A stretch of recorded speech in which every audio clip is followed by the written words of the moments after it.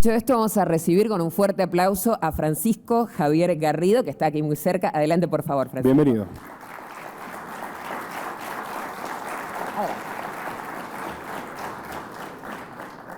gracias. Bueno, ante que todo, muy buenos días. Quiero agradecer la invitación que me hace el Diario Los Andes y mi casa académica aquí en Mendoza hace algunos años, que es la Universidad Nacional de Cuyo. Doy clases en el programa de MBA con mucho orgullo, con mucho honor, como hago en distintas partes del mundo. Y me encanta la ciudad de Mendoza, así es que debo decir de que no soy una persona que se pueda plantear respecto del futuro de la ciudad de una manera, podríamos decir, poco emocional o desprendida, porque siento que soy una persona que ve aquí en la ciudad mucho potencial, mucho potencial. Y en general, la temática que vengo desarrollando hace algunos años, yo soy académico hoy día en España, en la Real Academia Europea de Doctores, es el tema de la estrategia. A mí a veces me preguntan, ¿usted es profesor de estrategia? Bueno, me lo preguntaron en la frontera hace poquito cuando venía tratando de llegar con unos libros de obsequio que el diario nos permitió entregarles, porque los señores no entendían que eran libros de obsequio, pensaban que yo venía a vender 120 libros por las calles, no sé qué pensaron. Y le digo, sí, soy profesor de estrategia. Y me dice, ¿y estrategia de qué enseña usted? Ah, de marketing, de finanzas, estrategia, planificación. No, le digo, yo enseño estrategia. Luego, si la persona es de marketing, es de finanzas, es empresaria, es empresario, cada uno verá en qué lo aplica. Pero la estrategia es universal, ¿vale? Y ese es el planteamiento entonces con que vamos a abordar esta presentación. Cuando hablamos de un concepto tan sensual como el concepto de los pilares del desarrollo de una región, de un área específica, geográfica en particular, en el punto del planeta, nos deberíamos pensar además, como dice el título, pensando en tiempo futuro, actuando en tiempo real, que esos pilares parecen algo muy sólido, pero responden a algo que es muy conceptual, que es una visión de futuro. Cuando hablamos de estrategia vamos a hablar siempre, desde la 3.200 años de historia que tiene la estrategia universal, de una cuestión que es conceptual, pero tiene efectos muy pragmáticos. Yo sé que cuando estamos en el mundo de la empresa, yo mismo soy empresario, además de académico, vemos las cosas de manera pragmática porque la empresa se mueve en términos pragmáticos, ¿no? Entonces, cuando pensemos en futuro desde la empresa, cuando pensemos en la estrategia, vamos a pensarlo en términos pragmáticos también. Yo sé que hay gente que dice, mira, hay gente que es visionaria, pero eso no la hace ser una estratega, ¿no? Un visionario podría ser un soñador, una soñadora, y eso está bien. Pero es distinto ser soñador visionario que ser estratega, porque el estratega le inserta el componente, el ADN del pragmatismo al sueño, ¿no? Porque tiene que hacer que ese futuro que está previendo, que está anticipando, la palabra anticipación es la clave en la estrategia, y está además en nuestra evolución como sapiens, ¿no? Cuando evoluciona nuestro neocórtex cerebral, lo hace fundamentalmente por el sentido de cooperación, por el sentido de creatividad y de anticipación que desarrollamos en ese momento, ¿no? De hecho, Ray Kurzweil, que es futurólogo y actual vicepresidente de tecnologías de Google, Kurzweil siempre dice que la única razón para que el neocórtex cerebral humano del sapiens haya evolucionado es por el sentido de anticipación, porque en algún momento comenzamos a pensar en cosas que aún no existían, que aún no llegaban, pero las veíamos como una posibilidad y por tanto tomábamos algunos elementos que teníamos ahí y los trasladábamos a otro punto, pensando que nos podían servir más adelante, en el futuro. Entonces, lo que es señal para algunas personas, es decir, estas posibilidades, estas señales, estos datos que convertimos luego en información útil para tomar decisiones, para otras personas puede ser sencillamente un ruido, en el sentido matemático, en el sentido comunicacional de la palabra ruido, ¿no? En el sentido de que es algo que no necesariamente construye información y no necesariamente nos ayuda a tomar decisiones. Ese es el sentido de ruido del que estamos hablando acá. Entonces, las visionarias, los visionarios, si tienen sentido pragmático y les vamos a llamar estrategas en potencia o estrategas en potencia, son personas que son capaces de capturar esa información que les interesa o esos datos que les interesan y construir a partir de esa información información relevante para tomar decisiones de aspectos que a ellos les interesan, ¿no? Antes de entrar acá estaba hablando con un alumno mío del MBA, que me da mucho gusto verlo aquí, que él es profesor de educación física. Yo estudié en MBA, me ha pasado eso también, le contaba él, en Holanda, en España, en Estados Unidos, tener estudiantes de educación física que hacen un MBA porque tienen un sentido empresarial o de emprendimiento, y lo que está muy bien. Entonces, él mira su mundo, sus intereses desde la perspectiva de su modelo de negocio, de sus intereses de negocio, que tiene que ver con la salud física, etc. Y observa el mundo distinto a lo que lo hace otro empresario, ¿no? Por ejemplo, yo estoy en una compañía que es un banco de inversión, y trabajo ahí con gente que ve el mundo desde la lógica financiera bancaria. Él lo ve desde el punto de vista deportivo, alguien lo verá desde el punto de vista del transporte acá, o respecto de los medios de comunicación, en el caso del diario, y capturamos esa información, cada uno de nosotros de manera distinta. Pero nuestra tarea, como estrategas, como tomadores de decisión de futuro de nuestras empresas, ahora de toda una región que vendría a ser nuestro actor, nuestra empresa, es construir información que sea útil para construir un futuro para mucha gente que confía en nosotros, que cuando nosotros les decimos dónde vamos, ese futuro pueda llegar. Con sentido de urgencia, porque tenemos que actuar hoy día para que ese futuro ocurra. Entonces, claro, la idea de construcción de futuro funciona en la medida que nosotros sepamos qué hacer con los datos, ¿no? Los datos son muy importantes para construir información. La información tenemos que analizarla para construir luego una síntesis que llamamos objetivo en la empresa. Y la información es útil, el dato puede ser útil dependiendo de si sabemos usarlo o no, porque están disponibles los datos y la información. La mayor parte de la información con la que trabajamos en el mundo del diseño estratégico y de la construcción de escenarios estratégicos, que es muy distinto a cómo se escucha la palabra escenario normalmente en los medios de comunicación, sobre todo en la televisión, no en los diarios, porque los diarios son muy serios, es que cuando hablamos de escenario estamos hablando de una serie de variables, ¿no? Cuando por ahí en televisión de pronto escuchamos y nos dicen, mira, respecto del IPC o respecto de la inflación, el próximo año el escenario es un escenario, digamos, complejo. Esa es una reflexión muy superficial. Porque cuando uno habla de escenarios estratégicos, tiene que construirlo al menos con 11 variables. Y la gente que se dedica a esto viene estudiando desde el año 70, ¿no es cierto?, en la Shell. Y esto se enseña en Oxford University. Y es lo que nos permite, la construcción de escenarios, entender cuál va a ser el hogar de la estrategia. Es decir, el domicilio de la estrategia que estamos diseñando, el domicilio de esa idea de futuro que estamos diseñando, ¿vale? La primera vez que me pasa que la gente se empieza a ir tan luego de mi charla, ¿no? Algo no estoy haciendo bien. Bien, voy a hablarlo con mi terapeuta. Entonces, estamos viviendo lo que llamamos la era del desorden, ¿no? Y hay países más o menos ordenaditos, desde donde vengo yo, al otro lado de la cordillera, ¿no es cierto?, Chile, que está desordenado hoy día, pero me toca irme, por ejemplo, a Madrid en 2 semanas más a presentar un libro nuevo que hablo de estrategia cooperativa, y también un nuevo desorden, ¿no? Desorden en un sentido social, con variables cruzadas, políticas, económicas, todos sabemos, pero desorden. Y uno dice, bueno, ¿qué pasa acá? Que hay ciertos indicadores, ¿no es cierto? Hace 2 semanas estuve en Estados Unidos, uno ve algo similar en algunas regiones donde me tocó estar, y es que al río revuelto siempre hay pescadores que obtienen alguna ganancia, ¿no? Y las empresas, el problema que nos pasa a los actores empresa, actores organización, actores ahora una comunidad completa, es que frente a esa sensación de desorden y esa sensación de ruido, se nos genera una palabra que no nos gusta mucho que se llama incertidumbre, ¿no? Y la incertidumbre nos suele generar, sobre todo el mundo de los negocios, qué decir del mundo financiero, una cierta sensación de pánico y de inmovilidad, ¿no? Demasiada incertidumbre, no me muevo, ¿no? En la industria inmobiliaria, por ejemplo, bueno, paro algunos proyectos, espero a ver qué pasa, todos sabemos cómo funciona, en minería también funciona de manera completamente similar, solo que con plazos mayores, porque, aquí aprovecho para pasar otro dato, que lo van a encontrar seguramente en el libro también, que les obsequiamos, que se llama Pensamiento Estratégico, que es que estrategia no siempre se trata del concepto de largo plazo como un concepto genérico, ¿no? Porque en minería a largo plazo son 50 años, pero en banca a largo plazo es un trimestre.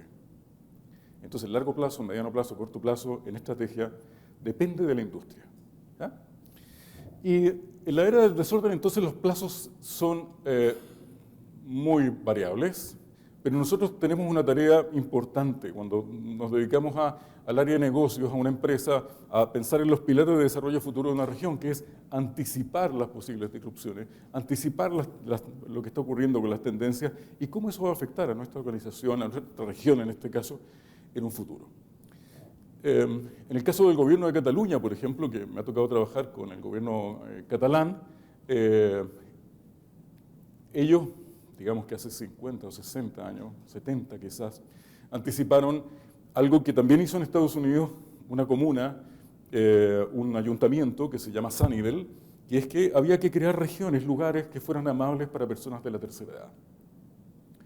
En Cataluña, en mi opinión, lo hace muy bien el gobierno catalán, la Generalitat de Cataluña, y en Estados Unidos lo hace muy bien el gobierno de Florida, dando beneficios tributarios para que las empresas, lo comentábamos antes, puedan entregar ahí servicios que sean amables para las personas de tercera edad. Ellos no se encuentran no solamente con calles, con un pavimento más amplio, más ancho, más rebajado, sino también con las entradas a supermercados muy rebajadas, servicios de salud pensados para ellos, servicios deportivos pensados para personas de tercera edad. Es decir, comunidades que están pensadas para ello.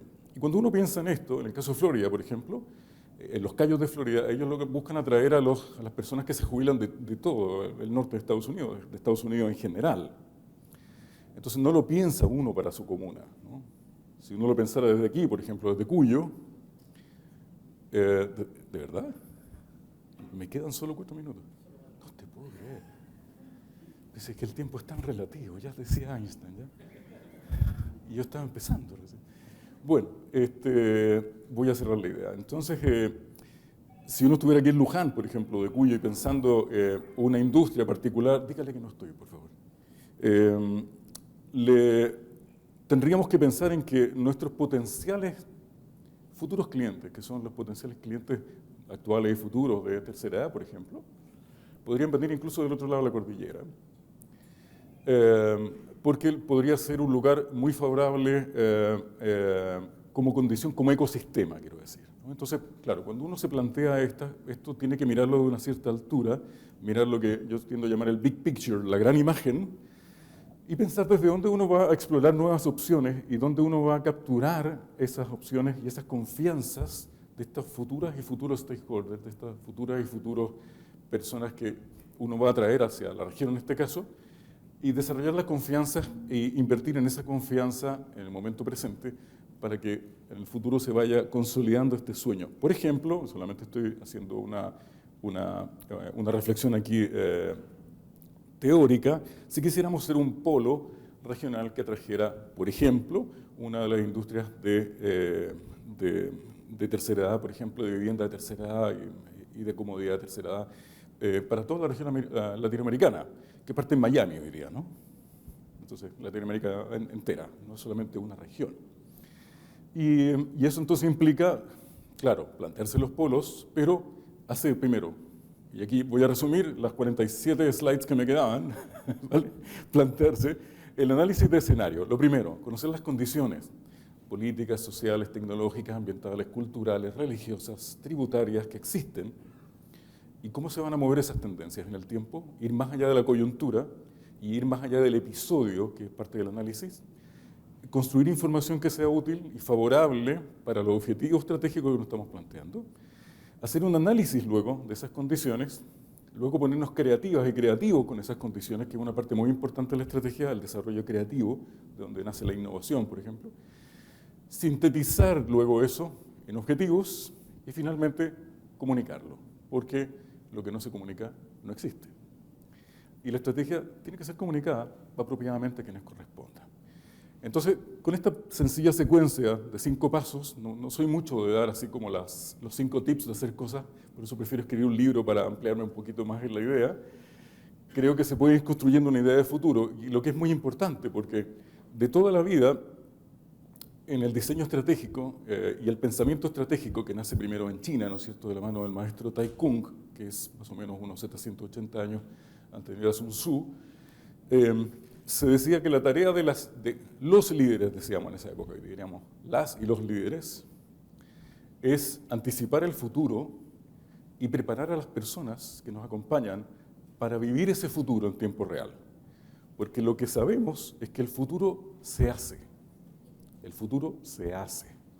Pero tiene que haber personas que estén dispuestas a ponerse de pie, ir dando algunos pasos, ojalá juntos, porque lo que me obsesiona hoy día es la estrategia cooperativa, más que la competitiva, que tiene el planeta como lo tiene, y mucho más que la estrategia conflictiva, y dar esos pasos juntos, pero en tiempo real, ¿no? Con sentido de urgencia, porque sabemos que si no hacemos ciertas cosas hoy, ese futuro no va a llegar. Muchas gracias por su atención. Muchas gracias, Francisco. Le pedimos que no se vaya. Francisco me dijo, voy a caminar, y está muy bien. Te pedimos que se acerque aquí al escenario. ¿Lo tuteamos? Sí, lo tuteamos, ¿verdad? Adelante, por favor. Francisco, sentite cómodo en el escenario porque hay algunas preguntas para que... Bueno, sí, nos hicieron llegar algunas consultas durante la presentación. Algunas también son sobre temas similares, así que vamos unificando. Tengo una acá. A ver, con el COVID se aceleraron muchos cambios. ¿Cómo trabajar entonces en un mundo que sigue convulsionado? Sí, el cambio es un fenómeno que es muy interesante porque, como dice un colega mío en Harvard, que es John Wells, el cambio es continuo, ¿no? Y por tanto, respecto del diseño estratégico, más bien tiene que preocuparnos cómo cambiar y no cuándo cambiar, ¿no? Porque el cuándo es siempre, ¿no? El pronto dentro del diseño estratégico es lo que nosotros llamamos el momentum, el momento oportuno para la acción, ¿cuándo cambiar? Entonces, lo que hacemos, por ejemplo, en el grupo de estrategias de nivel corporativo del que yo participo en Oxford y en Harvard, es que hacemos lo que llamamos laboratorios de diseño estratégico. Invitamos a las empresas y las sumimos en este laboratorio donde hacemos un proceso con un método que se llama el método ADE, de análisis de desempeño estratégico, y las incomodamos. Nos permitimos incomodar a las y los líderes de la empresa, a las y los estrategas, a quienes toman los CEOs, que toman las decisiones, para ponerlos en la situación de que lo que todo funciona hoy día no funcione. Hacemos diseño de 3 escenarios, favorable, intermedio y negativo, y en esos 3 escenarios hacemos 3 diseños estratégicos pensando en esos 3 escenarios, ¿no? De cómo van a ocurrir las cosas, si es que se da el escenario favorable, el intermedio y el negativo, pero aprovechamos ahí de exprimir a las empresas en estos ejercicios, ¿no? Para sacar ideas nuevas, posibilidades nuevas, formas nuevas de llegar al objetivo, porque, perdona que me alargue, pero en la estrategia lo que importa es perseguir el objetivo. La estrategia cambia en función del objetivo. Y cuando ya cambian mucho las condiciones de escenario, cambia el objetivo y entonces cambia la estrategia, ¿no? Pero la estrategia en ningún caso es rígida. La estrategia es flexible, es adaptable. Bueno, muy bien, tenemos una pregunta más. ¿Cuánto influye la comunicación en el desorden? ¿Cuánto influye la comunicación en el desorden? En realidad,